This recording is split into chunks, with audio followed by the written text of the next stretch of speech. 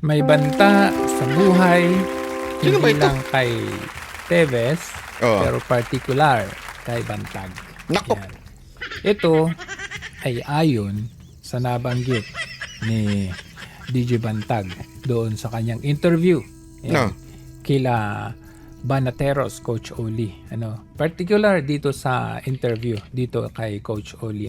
Tignan nga natin itong sinabi niya dito. Sana hindi totoo na itong PNP General naman, di ba? Oo.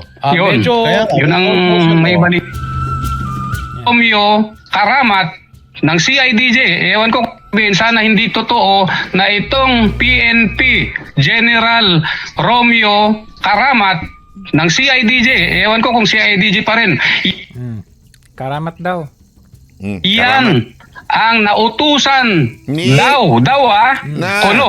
Yun ang ano? nakarating sa akin. Hindi ko pa alam kung totoo hindi. O, ano daw? General Romeo Karamat, yan ang head ng Na- assassination team against Bantag. At ang Naku. kasama niya dyan, na pinakabata niya, ay underclass pa namin. Sana Naku hindi po. nga totoo, sabi ko.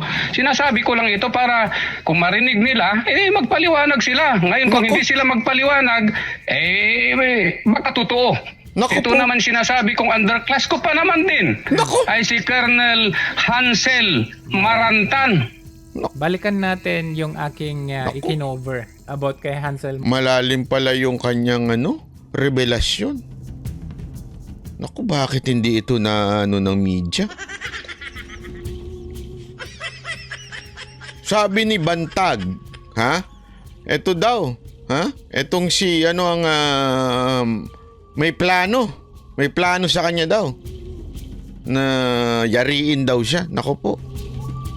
Naku, tignan nga natin. Marantan way back noong March 16. Panoorin natin ito.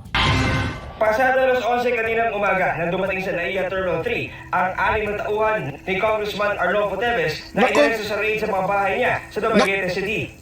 Agad silang dinala sa Camp Crame sa Quezon City. We will file the necessary complaints before the state prosecutor dito sa DOJ.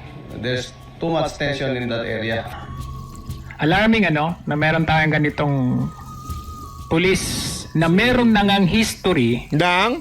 pero bakit na ibabalik pa? Naku, Sa ano kaya yung serbisyo? history na yan? Sige, panoorin muna natin itong nagmamagaling na Ito ho yung commentary ni Jojo noon pa, nung panahon pa kay Tebes. Okay? Ito po yung commentary na yon. Tuloy. nag-grade kuno. Nagmamagaling na gumagawa kuno Ng? ng magandang serbisyo publiko. In that area, follow up dun sa mga na-file naming kaso before, I think last week. And Na i-file naming kaso. we have the informant with us. Sa kung bakit wala raw akong sa pamilya Teves sa bahay nang isagawa ang raid. Wala sila Sa tingin mo ba yung mga firearms na nakuha ko, hindi ko sila arestuin pag nandun sila? So, Tapang. Tapang ni Kuya. Pero by the way, dismiss na po yan. Dismiss.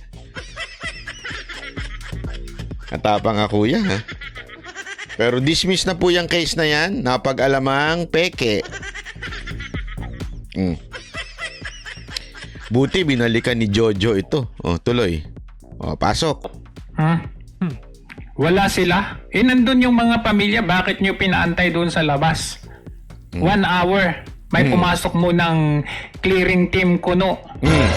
that answers the question already. Wala sila doon, kaya hindi sila nakapag-participate. Paano wala sila nandun yung kapamilya? Nako. Hansen, Yun pala naman Nung nag-raid daw, nasa labas yung pamilya. Naku po. Tapos biglang nagkaroon ng mga magic dun sa loob. At kaya naman, na-dismiss yung case. Di ba, dismiss yung case na yan ibig sabihin, alam na natin anong nangyari at saan galing yung mga natagpuan dun.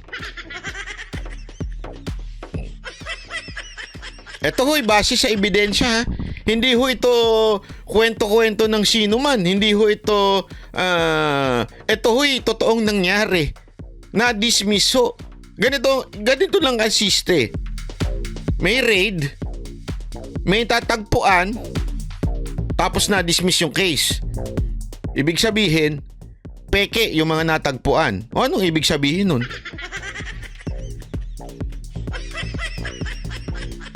Anong ibig sabihin nun?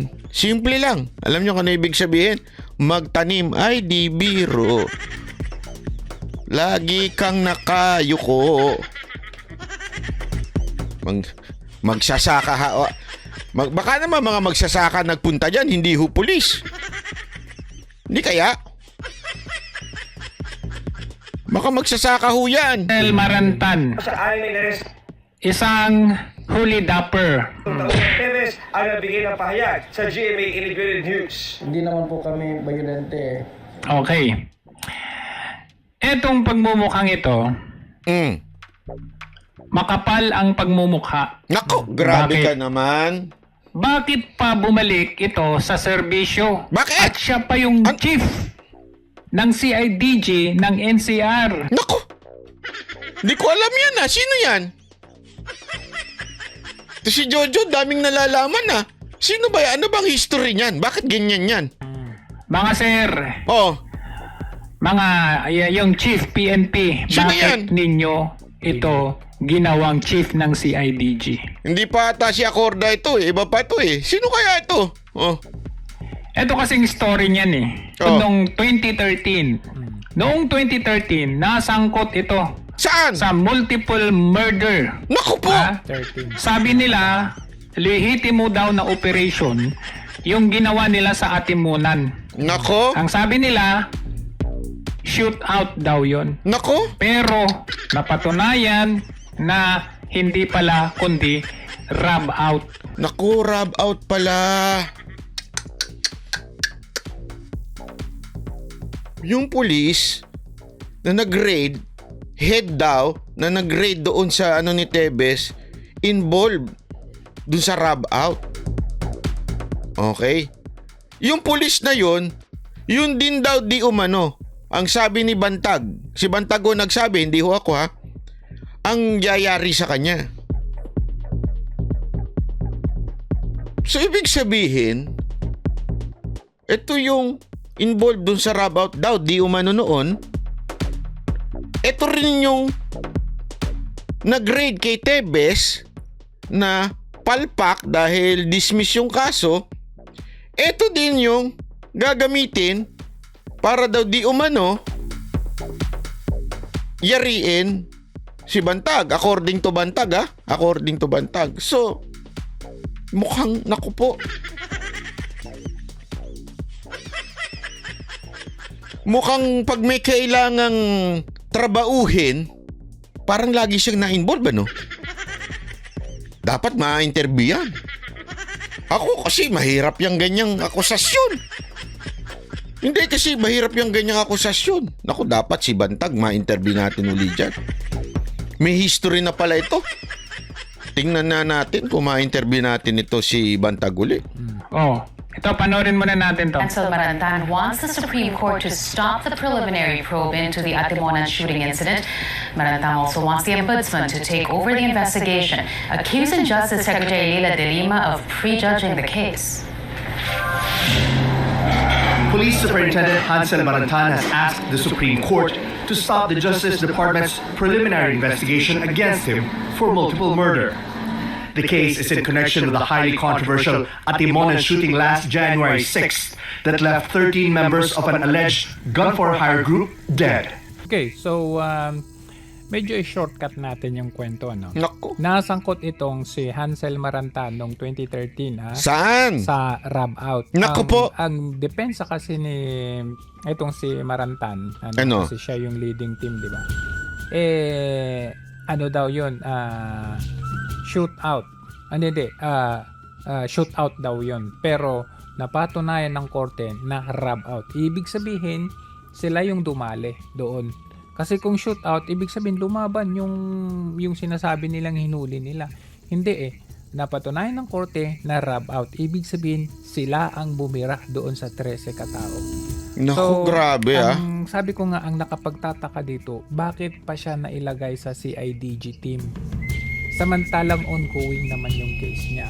Ngayon, okay, sabihin na nating naibalik siya. Okay? naibalik siya, na reinstate siya. Pero nagkaroon siya ng kaso. Anong to?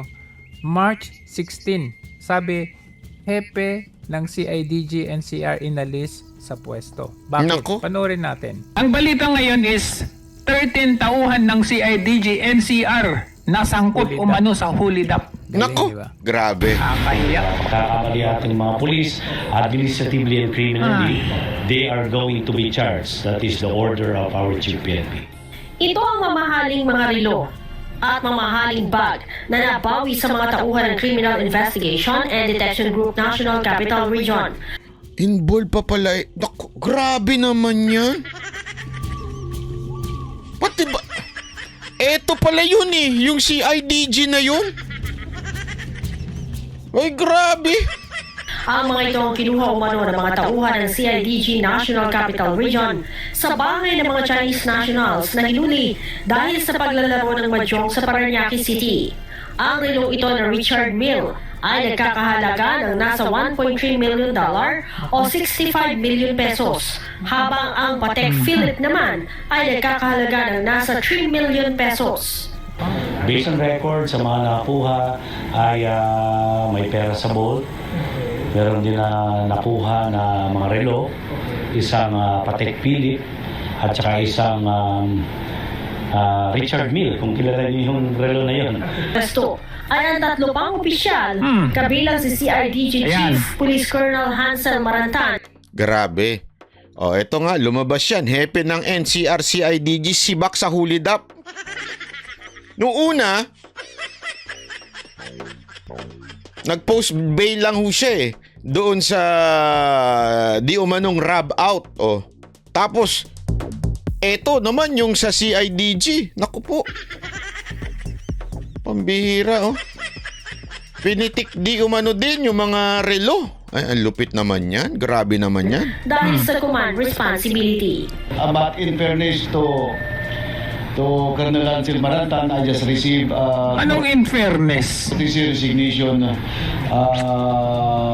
being the regional chief of NCR Field Unit. Yan, si Karamat, boss ni Marantan. Maybe so as not to influence also the investigation. So ano nangyari? Tignan nyo Diba? Inalis siya. Naku March po.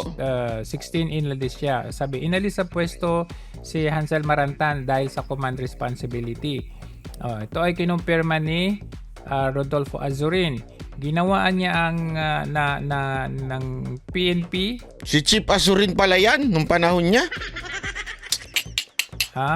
Si CIDG Director Police Brigadier Karamat ang nasabing hakbang upang bigyang daan ang investigasyon sa kini-question raid sa Maynila kamakailan. Pero anong nangyari? Nung May 3, na-reinstate siya ng CIDG, na ibalik siya. 'Di ba? Bakit Naku ganun? po. Naibalik siya, bakit daw? Bakit? Ito daw ang dahilan. Marantan has been reinstated to his previous post as NCR Regional Chief CIDG effective May 1. The medaled Marantan won praises from senators and local politicians for his effective handling of cases of violence, the latest of which was the March 4 massacre of Negros Oriental Governor Ruel Digamo and 8 other people. Wow!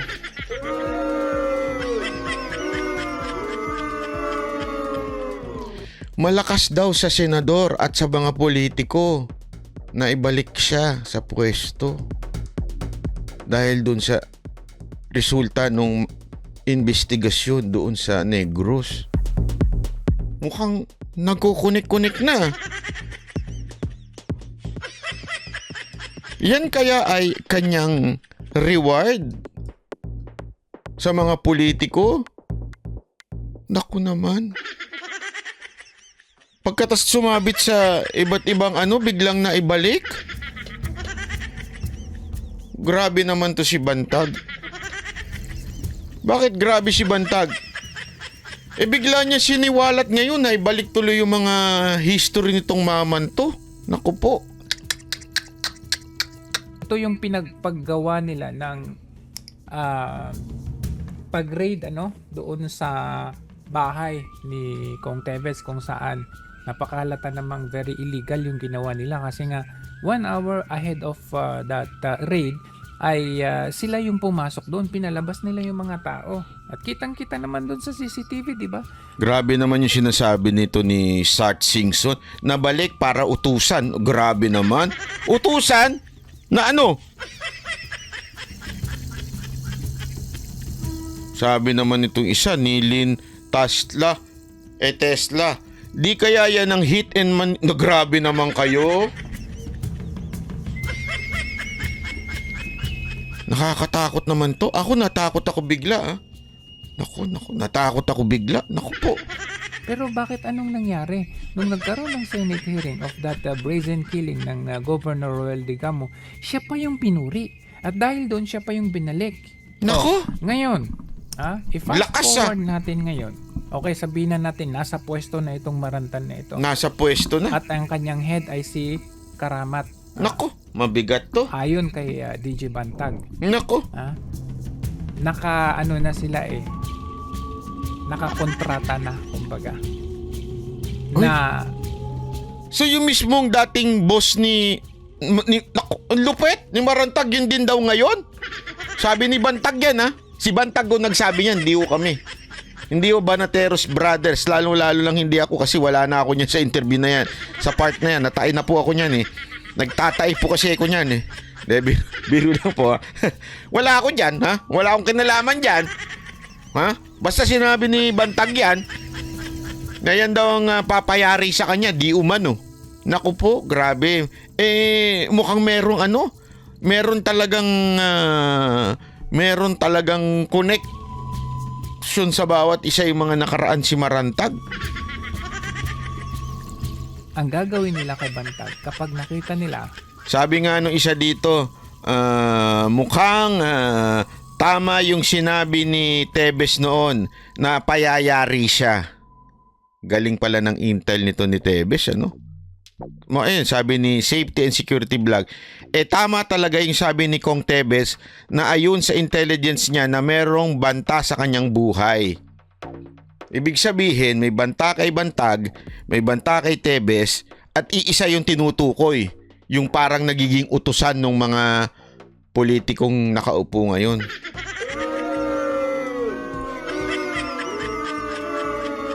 Ano nang nangyayari sa Pilipinas? Punong-puno na ng korupsyon yung mga kongresista natin, tapos may ganito pang hindi magandang nangyayari. Parang wala na talagang hustisya sa Pilipinas Naku talaga.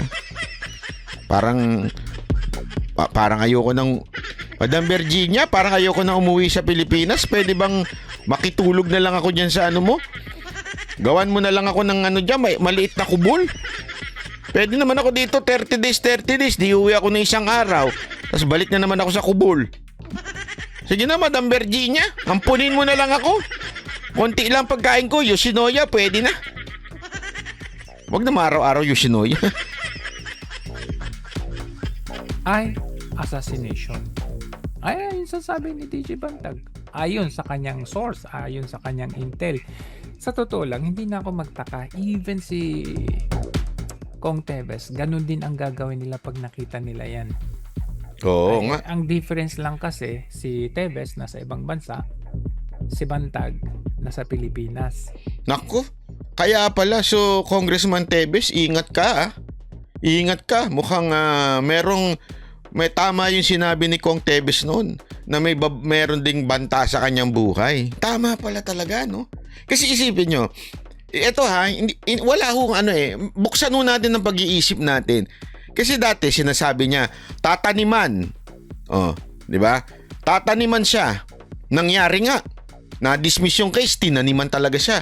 Tapos sabi niya, hindi ako uuwi. Bakit? Kasi may banta sa buhay ko. Ito na yun Sinabi na mismo ni Bantag. Si Bantag din, sinabi niya kung sino. Hindi ako nagsasabi niyan Pero parang mukhang may connection sa isa't isa. Di ba? Ako dito na lang ako sa Japan.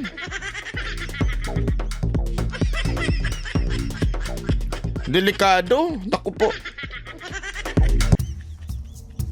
Magkano ba mag-rent ng apartment dito sa Japan? Madam Virginia, mag-rent na nga lang ako dito. Sa Jumerica by 6 months. Naku, pag dumati ako sa Jumerica. Boss Randel, are you there?